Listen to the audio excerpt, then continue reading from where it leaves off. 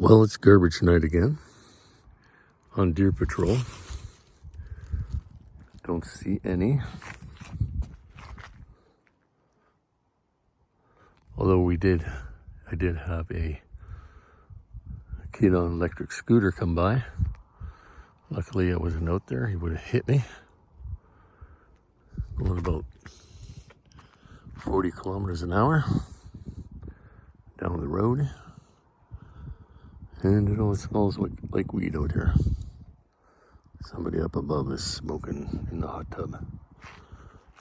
I won't show you where. There's a blue light right there. Anyways,